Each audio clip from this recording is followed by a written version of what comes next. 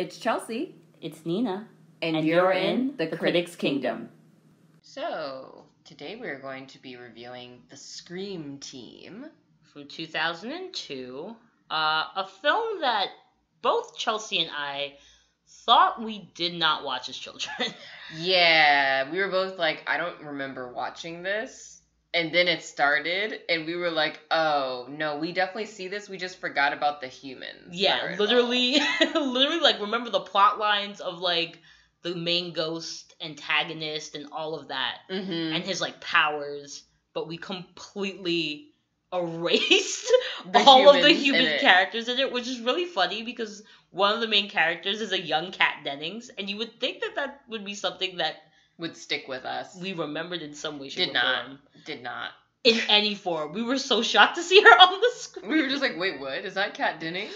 But yeah, Scream Team. I guess we should just dive right in. Yeah, do a little recap. So, Scream Team, it actually starts with this great title sequence. Wonderful theme song. Yeah, that's definitely a ripoff off the Ghostbusters soundtrack. Like, it's definitely, who you gonna call? That's the vibe of it, but since that's such a great vibe, it doesn't matter. Like, it's just a very, very fun title sequence, and you see all of these really, in my opinion, like, considering that it's a DCOM and the time period, like, well done CGI ghosts. Yeah. And the way that they do it is that they're sort of these, like, amorphous wisp of various colors, bright but pastel, sort of see-through colors, sort of moving through the air in various spaces, and that's really fun.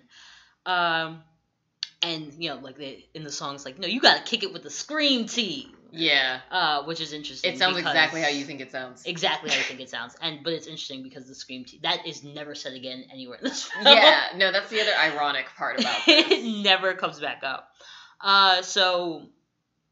Alright, so we get, the title sequence, the ghosts sweeping through, dead ruins, a dead house, and then we cut to, like, literally smashing pumpkins. Yes. And we see that there is an older man and his grandson.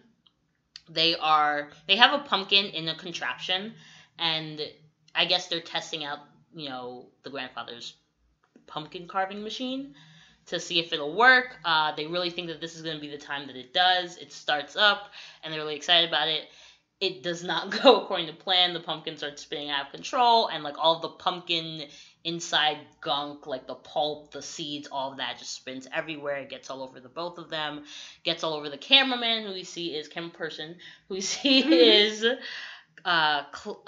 the little boy's older sister, young Kat Dennings. Yes.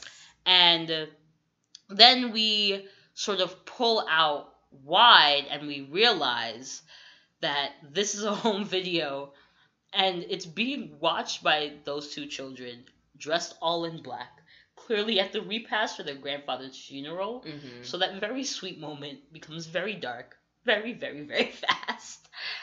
And it gets darker because their father comes over and is like, why are y'all watching this home video during the repast? This is not the time or place for that, which I argue against that. I would push back. I don't know if that's true, but he shuts it off and is like, go mingle with your grandfather's friends.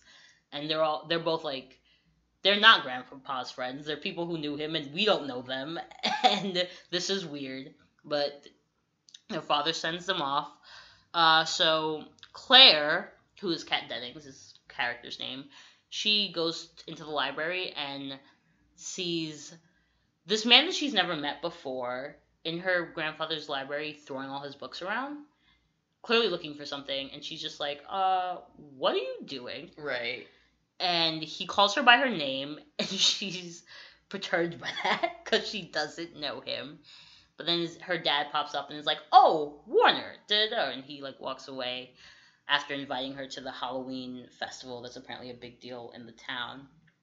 And her dad's like, oh, growing up, your grandpa Frank and this dude Warner, they were like rivals all the time or something of that nature. Right, they hated each other. So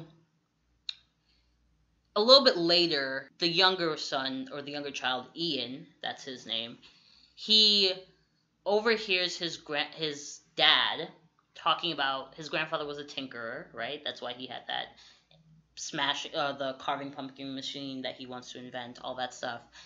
And he hears his dad referring to his grandfather's stuff as, junk that needs to be tossed away. And Ian gets very, very, very upset. Yes. Hearing that. And we essentially get very early on that these are 2 generations of fractured father-son relationships, which will come to play, a big deal in the entire film. So a little later, after everyone has left, they started going through some stuff of Grandpa Frank's, and they come across, I can't remember exactly. I think it's a picture of Zachariah.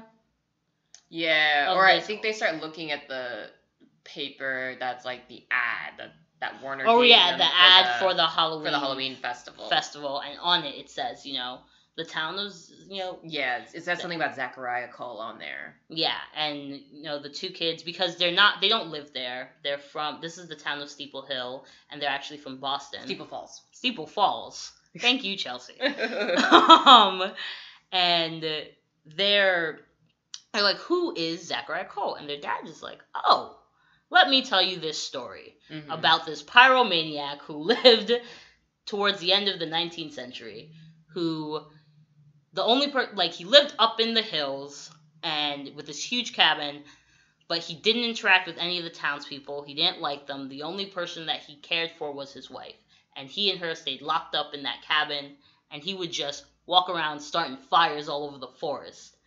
And one day, it got so bad that he decided to start a fire in his own cabin. It burned down. It got out of control, burned his wife to death, and he was arrested and charged for the murder of his wife, and I guess general arson, and sentenced to be burned at the stake. But, it's this creepy legend of this creepy guy in the town, and, like, oh, he haunts the town, and the whole shebang, it's very Headless Horseman, sort of that whole thing. And kids are like, okay, cool. So they go up to bed. Ian's clearly a little bit scared of ghosts, so he starts hearing things creaking and rocking in his room, and he's like, Dad, something's in my room. His dad comes up to check, and it's Claire underneath the bed, driving her little brother crazy, which I can deeply identify with as an older sister. And then Ian goes, so she leaves, Ian goes back to bed, and the room starts rattling again. And, we get that wind chimey effect that we're of used sound. To. Yeah. And he sees a little, sort of like ghost spirit, one of those little wisps, a gray wisp near his closet, like a weird sort of calling of his name, and he's terrified. He's like, Claire, you have to stop it. You have to stop it. But then the ghost pushes down certain books off of the shelves in his room, and he comes to the conclusion that it's Grandpa. And he sees that the books that are pushed down are books about Zachariah Cole. So his little brain's starting to turn.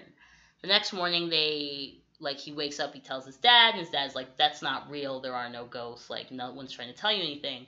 But these books are library books, and they're crazy overdue, so we have to go return them. So they go and they return the books, and the librarian tells them, essentially, that the only people interested in books about Zachariah Cole are their grandpa Frank and Warner, that guy who was tossing around books, clearly looking for something at the repast. While they're a little bit after they return the books at the library, Warner also pulls up really creepily in his truck and sort of, is menacingly, I'm looking for those books. Where do you have them? You have to let me know where they are. And it's problematic for obvious reasons. Don't pull up on kids in a van. You just don't do that. It's not a good look. But they're like, why is he so concerned with these books? And clearly they start to believe something nefarious is going on here. So a little bit later, this is it's a quick side note that Claire finds a newspaper clipping of their dad getting accepted to Harvard, because that was a big deal in the town, and the town, I guess, really supported him in achieving that. And Ian is like going upstairs to clean. When he goes upstairs to clean, he sees another of those ghost lights, only this one is blue and yellow. And he decides to follow it. He gets a jar, he captures it in a jar, and he shows it to Claire, who Claire doesn't believe. Like, Claire is like, that's not real. That's not a real ghost. You're making something up. But then another, like, red-blue wisp of light shows up, turns into a dead revolutionary soldier. So now Claire's on board, and is essentially like, hey, that's my partner. Give him back. Release him from that jar. And the kids say no. And the ghost tries to scare them. It doesn't work. And they try to capture him as well. So he books it and, flies out of the house. But because they're young and spry, with very good eyesight, they, sort of keep tabs on him in the sky, and they follow his ghost wisp all the way to what we learn is the Soul Retrieval Center, which is an abandoned, I guess. It's not it looked like I thought it was like a fort. I thought it was like a. It might be a fort, yeah, like an abandoned former Revolutionary War fort. Yeah, that's what that's the feeling I got from it. But essentially, so we go into this space, and we just get a nice little catch-all view of, in theory, what administrative, protocol for shuffling the dead into the afterlife is like. It's very fun. There's a portal there that all the souls, once they come in, they're supposed to be sort of led through. As they're being led through the line, or directed through the line, someone is like, we're walking and we're smiling because we're dead, not depressed. And there's a lot of like, thank you for dying, and making sure that they get all the names down of all the souls coming in, the whole shebang. So this revolutionary ghost crashed into that. His name is Ed. We learn his name is Ed. And he's like, listen, humans are on their way. And he tells it specifically to this other ghost who seems to be sort of the head administrative person, Mariah. And she's like, what do you mean humans are on the way? Humans can't be here. Crash in the children. And they're just like, whoa, this is awesome. All these people are dead. So Mariah starts freaking out because the kids aren't supposed to be there at all, and it's going to cause her so many problems, which she doesn't need because she is up for retirement, and she only has a few more days. And if anything goes wrong, they already don't have, their numbers for how many people die in the area and how many souls they actually collect are always off. And that's already a problem, so the afterlife, the people who govern the afterlife, are not inclined to let her pass through. And we also learned that that's sort of the job of Ed and his partner, who is trapped in that jar, who is freed, named Jumper. Jumper refers to them as the Soul Patrol, and they are partners who go around sort of collecting and finding wayward souls, and making sure that they can shuffle them through this way station onto their next life. They essentially realize that that Grandpa Frank is one of these wayward souls, and Ian strikes up a deal with Mariah where he says, okay, I will get you Grandpa's soul. I will bring him here to go through this, but first you gotta let him and let us help him finish whatever unfinished business that he has here, because that's really the only reason why ghosts tend to hang around and linger. So she very reluctantly agrees, and the next day they go back to the house, and they see Grandpa does show up, and Ian is getting ready to talk to him, but then shows up the ghost of Zachariah Cole, who is, huge, sort of red and covered in fire, obviously burned at the stake. He's wearing a top hat and has long, sort of scraggly, unkempt hair. And he steals the grandfather's soul, and then he throws fireballs at the house, and almost burns and sets a curtain on fire. The kids manage to put it out, but they obviously get blamed for it. Their father's like, what's going on with you two? And, they're like, we didn't do it. A ghost did. And obviously he doesn't believe them, which is fair. That makes sense to not believe that they do that. So they try to convince him. It doesn't work. And they essentially go over to, back to the Soul Retrieval Center to tell Ed and Jumper what's happened. And they try to convince Mariah to come with them to try to get their grandpa's soul back. She's like, absolutely not. So Ed and Jumper, they go and they follow they go to where Zachariah's hideout is, which is an abandoned mine, and they find him there with all of the souls, in a well of sorts. Mm-hmm. And they essentially try to vacuum him into this ghost catcher type thing. Yeah. That was in Grandpa Frank's, inventory of things that he's created. And it doesn't work, obviously. It obviously doesn't work. Zachariah's too strong for them. He can throw fire. Their ghost can't throw fire. And so they fail miserably. Zachariah escapes. And when they come out of the abandoned mine, the police are there. Ed obviously disappears because he's like, see ya, I'm a ghost. This has nothing to do with me. And the police are like, you damn kids, what are you doing playing around? And this abandoned mine is a natural gas mine. That's not cool. So they take them in. Their dad picks them up, and the police officer is like, y'all need to, this is not Boston. Your kids have caused problems in this town 2 days in a row. You need to get them together or y'all need to go. This is not okay. And their dad pretty much feels the same way. He feels that they're emotionally distraught and they need to go home. So he's getting ready to bring them back there. But while they're sort of having this argument at night, someone comes and burns into their lawn, or I guess into the ground, in sand, the word stay away. So now because their dad sees that they were in the house and that they didn't do this, he's like, oh, somebody's really messing with you.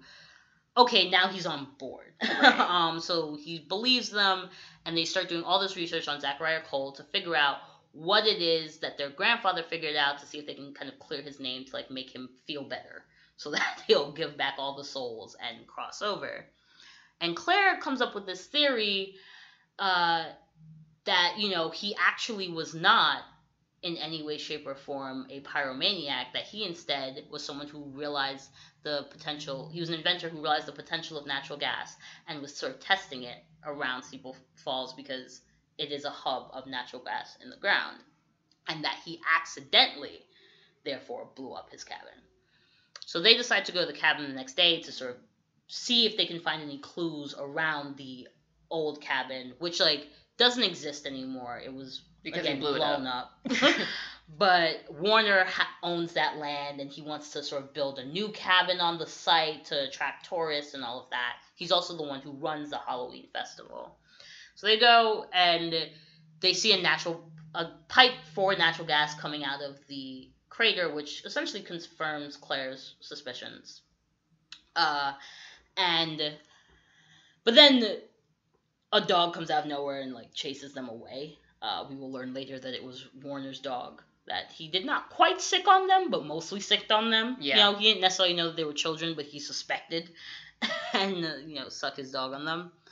So they decide to go to his house to look for those books that they think prove Zachariah's innocence, because the librarian tells them that Warner checked them out as soon as they brought them back. And while they're in the house looking for the books, Warner comes home early. They almost get caught, but then their dad shows up. It's mostly to apologize to Warner, but then he realized, Warner says stay away, and their dad realizes that Warner's the one who's been terrorizing his kids. And he also sees that they're in the house, but he sort of lets them. He distracts Warner enough so that they can get away. And with Claire's, ideas confirmed, they meet up with their dad, and they decide to sort of go to the Halloween festival. To go to the Halloween festival, but also to kind of confront him a bit, right? And they try to enlist Mariah's help to do this. She finally decides to come because she thinks that maybe if she helps them, Ian tells her if she helps them that she'll get good favor. She faces off with Zachariah. It doesn't work. He's too strong for her. And he essentially comes to the town to destroy the town, to take his full revenge at the Halloween festival. As he's doing it, Claire is just like, remember Rebecca, the name of his wife. And he's like, what? And she's like, Rebecca wouldn't want you to do this. Also, people now, they definitely would believe you because they understand that natural gas is actually useful for creating energy. And Warner is gonna stop telling people that you're a horrible, evil demon ghost. Right? And Warren's like, yes, I'll name my kids after you. I'll do anything. Please stop throwing fireballs at everybody in this town. And Claire's essentially like, don't you want to go over to the other side and see your wife? You told her to wait for you. How much longer is she supposed to wait? And that kind of quells Zachariah. So he, shrinks down from his huge, towering size, stops throwing fireballs at people, and releases all of the souls, goes off and goes through the portal. When he goes through the portal, he's transferring back into his, colonial self, which is very sweet. And then, all is well.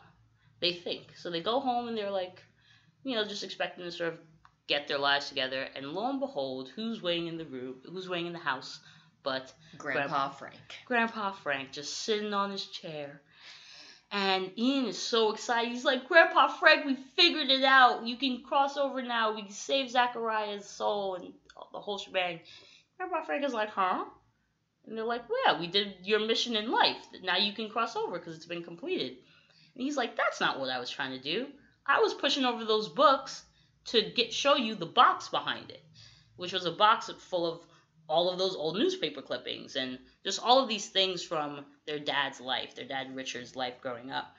And he essentially says, my unfinished business in life had nothing to do with Zachariah Cole. That just happened to be the book that was knocked down. It had to do with your dad. And the fact that I didn't tell him that I was proud of him. The fact that I didn't tell him how much I wanted for him out of life. And their dad is like, but you never wanted me around. You always told me to go away whenever I tried to be around you and with your tinkering. And he essentially tells him that he told him that. He pushed him away because he wanted so much better for him. And he didn't want him to get bogged down and stuck in this space. So, the kids go upstairs and in theory, Grandpa Frank and Dad have a really long chat and sort of reconcile. And that's what allows Grandpa Frank to go off and into the afterlife with a clear conscience, free soul. And then Dad decides that they're going to stay. They're actually not going to go back in Boston. That it's time for him to get reacquainted with his roots and that they're going to stay in Steeple Falls. He's going to turn his father's failed hardware store into a medical practice. And that is how the story ends. Yeah, so it's chock full of a lot of stuff in this one. I think first we want to start off that it is a dead parent film because Disney. Dead mom specifically. But then also the dad's got a dead dad now. Right. And in theory also had a dead mom, but yeah, they don't talk about his mother. But really I think the big thing with this movie was just this cycle of bad parenting, specifically by the men. By the men. It's a cycle of bad fathers. And Kat Dennings calls them out on that. Yeah, there's a point where Claire's like, they're the not emotionally men mature in this family, y'all all need to get it together. Right.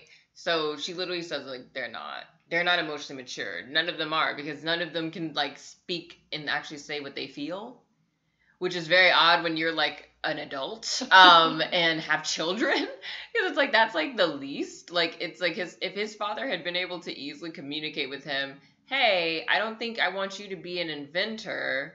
I think you'd be better suited to being a doctor of science or a medical doctor. But yeah, you can still come and hang out with me. I just don't think that this is where I would divert your interests. A lot of things would have been fixed. This entire thing wouldn't have had to exist if they had just had that conversation.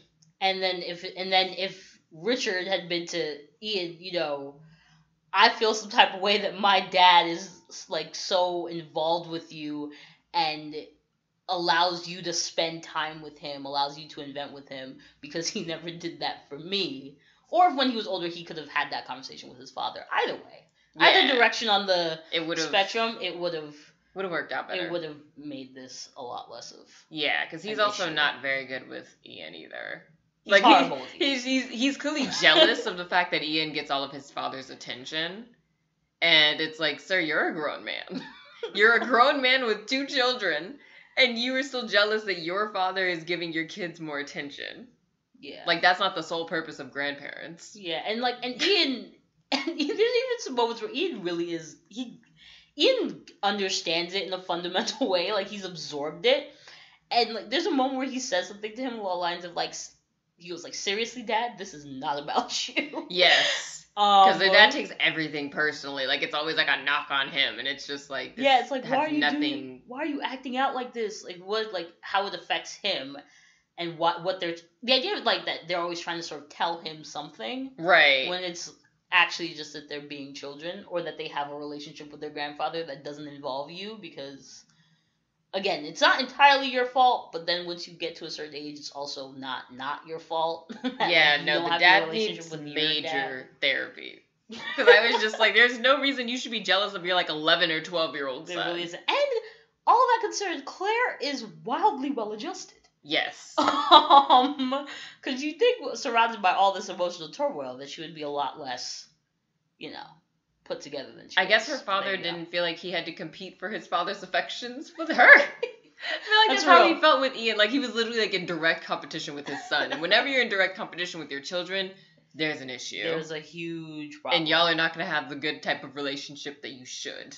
Go ahead, sorry. Yeah, no, you can go. Well, in that vein, I would say that generally it ends up being a film that's about, closure, grief, or how we experience grief, the ways in which we're allowed to grieve, and then just forgiveness for people's shortcomings. I know that tends to be a big thing, especially with fathers and sons, like forgiveness for the fact that, but parents and their children in general, forgiveness for the fact that your parents are human. Yep. They're not going to be perfect. And you have to, and that they're not going to always be able to express, their actions aren't necessarily going to be received by you as actions of love, but that's not necessarily that's not saying that they aren't. That they aren't, or that they don't love you. Right. And that there has to be a level of forgiveness for that shortcoming that all parents will have. Yeah. Like, you get to a certain age and you're better off, your psyche is better off, your ability to parent your own children one day is better off if you participate in sort of letting go of that. Not letting go of that pain, but letting go of that, blame. Yeah, or even just the expectation. Yeah. Because that's what it is a lot of times. It's like you expect a certain thing, and then you're expecting somebody to meet a standard that they may not be able to, Yeah. And that's what it is, I think, with a lot of parents. It's like kids have, and not saying kids shouldn't have standards. I mean, you should, yes. But I think there is, a lot of parents that, not everybody was parented the same way. Mm-hmm. We don't know how his father was parented, and I mean, that just might have been the best way that he could think to divert his son's interests into something that he thought would be more fruitful for him. Now, then you could argue, well, is it the father's decision? Should that be something that's up to your father to be like, well, I don't want you to be what I am, which is, I guess, presumably based on how it was framed in this movie, that he didn't go to college and just kind of became like a owner of a hardware store or whatever. But I'd rather you go to college and go to a great one and become a doctor, Yeah. So, yeah, I feel like it's fraught on both sides, but I do think a lot of it is just people don't like being disappointed. And that's a lot of the issues with this one. Yeah, and it creates a cycle where, or not, I won't say cycle, but it creates a situation. I mean, it was a cycle in this case. In this particular case, it was clearly a cycle. It was definitely a cycle. If they hadn't had to face Zachariah together, Ian would have clearly done. If Ian had a son one day, Ian would do to his kid too. What his father did. And his father would do to Ian, would do to his grandson. Everybody would just be doing the opposite because they're trying to rebel from their father. And Claire would be like, I told y'all 30 years ago this was a problem. That everybody needed to get their stuff together. But because it's one of those things that I feel like happens to a lot of people where parents don't tell you outright that they're proud of you, but they really don't. They'll just show it, or they'll secretly keep it. They think that they're showing it, but they don't. And maybe it's I don't know if that's maybe like an American convention. I feel like that kind of is though. Yeah, to like very in my much experience. get your stuff out there. To like talk about your feelings, straight up to say what you feel. Because with other places, it's like I feed you, don't I? Right. Like, they're like me giving you shelter, food, and money on occasion, and not asking for any of that back. Right. Once you became love. Successful is my way of showing you love. Like that's how it is. That's the proper way to love you. Yeah, in a lot of places. So it's like, and I'm sure, especially if it seems like his father, the grandfather, had a much more scrappy background. So it's like maybe in that, like a lot of bootstraps. A lot of bootstraps might have been had in Steeple Falls. So it's very much like, I'm sure he grew up in a hardscrabble house where they were just like, you know, like it's cold, we turned the heat on to like 70 degrees. That's love. Like, but we're not going to outright tell you that we love you. Yeah. You know? So it's just a different way of seeing things. But I think that happens to quite a lot of people. Or a lot of people could relate to this type of story. And it creates a situation, I think, where... And I think it's a good story in the way that it's sort of showcasing that. The situation where when loss then happens, right? A lot of people don't get closure. Right. They don't get to feel like, you know, in this story, Richard's really lucky that the ghosts are real and that his father, Frank, is able to stay back and make him. Sure that he gets that, physically have that conversation with his son that he never had with him in life. But it's a movie, you know, it's make-believe. It's not something that or for the most part. We can talk about belief in ghosts another time, but it's not something that happens, you know, for most people in that way. And that can be something that is harrowing and can cause people genuine, you know, psychological stress for years. Right, for the rest of their life. Because they never get to have that. And then in that vein, you know, this whole idea of like how people grieve, even in this you see it with how he's like, you know, maybe I should bring you guys back to Boston. You kids are running around doing, like, acting up in this town. And it's this thing of, you know, sometimes because there isn't that closure, you know, you turn off while they're watching home videos, you tell them that they can't grieve that way. That's an inappropriate way for them to grieve right now. So they find other ways to grieve and other ways to express that. And you see that as acting out. Right. So you're punishing that, or you're looking at that a certain way. And your kids don't understand that part of your grieving process is you calling your father's stuff junk.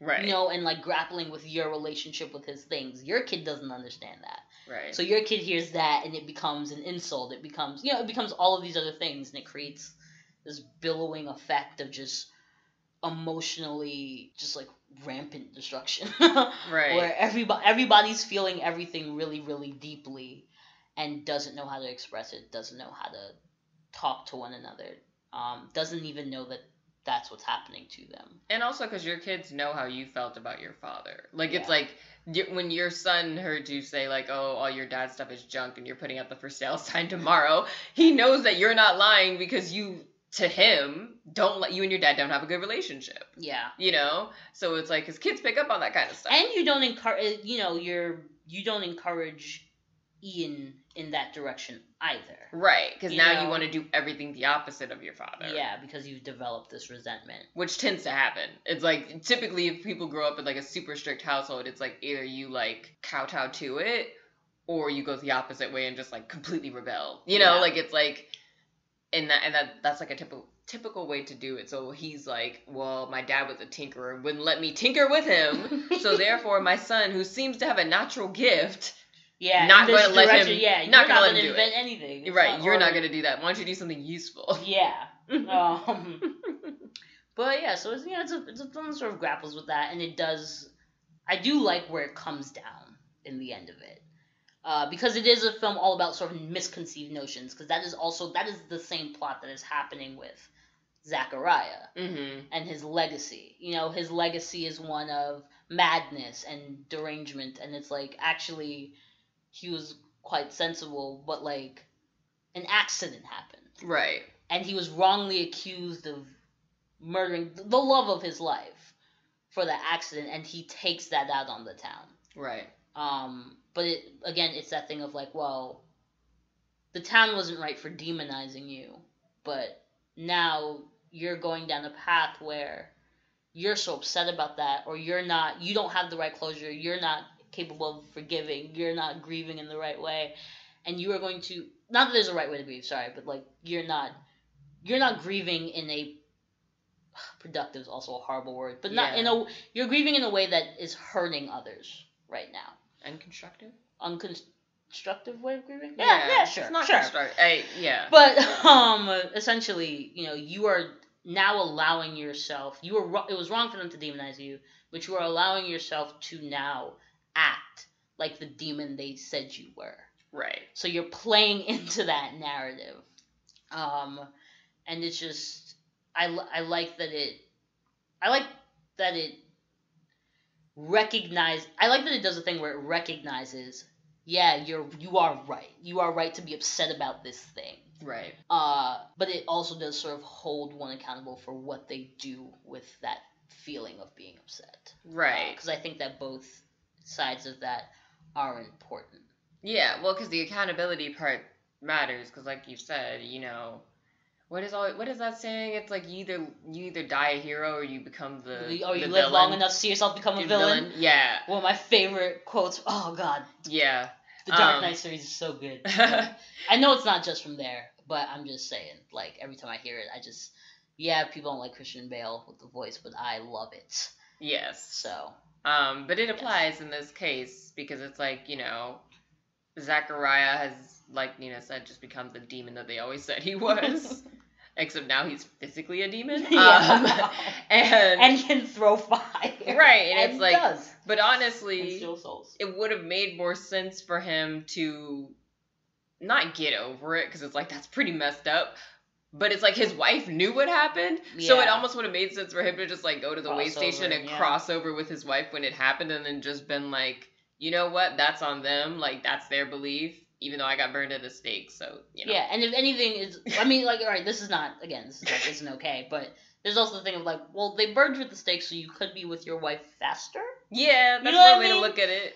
Like... It's not like he had to live on Earth for, like, another 30, 40 years, and... Yeah, and you did, as you were dying, tell her to wait for you. So, like, which is what, it is what Claire says, she's been waiting for you this whole time. Like, she's waiting for you, bro. Like, you gonna go be with her? Like, she did that for you. And it's been, like, 100 years. Like, right. You gotta go say what's up. Yeah. I mean, and I think also just the whole soul retrieval setup, the center setup is just so funny. It's so good. And just, like, such a good imagining of, like, what death, or what the afterlife is like or could be like, or an imagining of it, that I think was like a different take, that it's like, oh, like there's a way station, and it's and then you get to cross over, maybe because Mariah does get bounced back at the end. Or you just become they're like, girl, like so many people saw this ghost and all his stuff, and you, like, we got some souls back, but not there's enough like to outweigh 200 people that now know ghosts are real, so you gonna be here indefinitely. Right. Also, just, like, real quick, like, shout out to Mariah and all of the assistants across the land. It's a hard job. It's a hard job. It's a hard life. No matter it doesn't matter what kind of assistant you are. Oh, yeah. Like, you could be, like, whether you're assisting, a great political figure or somebody who's, like, famous, or, just the assistant manager at your local retail, fast food, whatever. It is a tough life to lead. You are like not well viewed, and are definitely underappreciated, and are overworked. Like, most definitely. No matter what, they only call you when you mess up. So Mariah is like a weird, great version of that. There's a moment where she's very much in panic. It's like, everything's fine, and I know I felt like read and seen in that moment. So just, if you're an assistant, if you're having a bad day, this might not be the greatest thing to watch, but if you're just looking for representation of your struggle and your pain, please feel free to, just watch all the Mariah scenes, because she doesn't win in the end. They bounce her back, and they are like, you will now be in this role indefinitely. Which might be just, like, the greatest, like, the most real take of this Yep. is just like, so you're still an assistant. You're still an assistant. Yeah, that's just what it's gonna be. Indefinitely. Indefinitely. Until we randomly decide to promote you. That's... Or cross you over. Or cross you over. Same concept. Same concept. But I do like, as you were saying, Chelsea, like, I do like that it's... Because I think that, we always like to think about death as... And there are reasons for this, but, we always think about death in this sort of ethereal, sort of mystic way. Images of heaven, it's clouds and all that stuff. All of the, like, nirvana situations, like, take place in cosmic realms. And, there's always sort of that... It's not fanfare, but that the grandeur. Surrounding it. But if you think about it, like birth is something that is very practical. Like it's messy for a bit, and then it's very practical after that. And so it seems likely that death wouldn't that be the same way? Like it might be like messy for a bit, and then it's very practical. Like if that sort of afterlife situation exists. Right, it would just be sort of matter of fact. Yeah, so I like that exists in this. It's a fun, I always find matter of fact, spiritual or like Halloween-esque things to be fun little juxtapositions, and like just ways of looking at things that are different. Yeah. No kicking and screaming involved. It's just very like, okay, like you just go through here, it's like a waiting room essentially. Yeah, It's literally just like a lobby. Just to get up. Limbo-esque, I guess, but again without all the grandeur and the fanfare that we would expect. Yes. But yeah, so I think with that, do you think you would show this to, the little ones? Yeah, it's cute. It's not like it doesn't have to be in my Halloween canon. It doesn't have to be. But I still do really think that the ghost looks so cool. Yeah. And like I would love it. Weirdly enough, I actually feel like this is something it feels, I don't know why, maybe it's the colonial aspect, but it feels more like a harvest film. Yeah, than a Halloween film per se.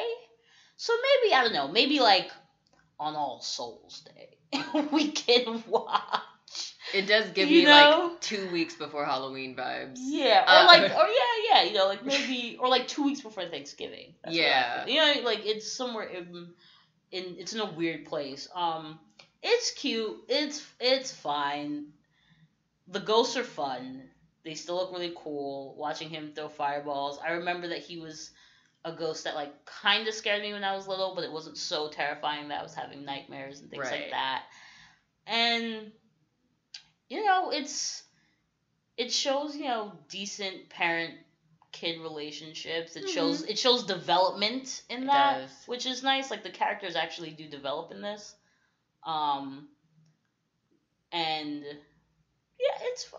they can watch it. I don't know if it's part of the Halloween canon though. This isn't like one that this wouldn't necessarily be a DCOM that we like watch every year with all of my other Halloween movies. Yeah, no, I'd agree with that. I think I'd also show it to them because it's still fun. Also, it has like Tommy Davidson and Kathy Najimy. You can't really miss with either of those two.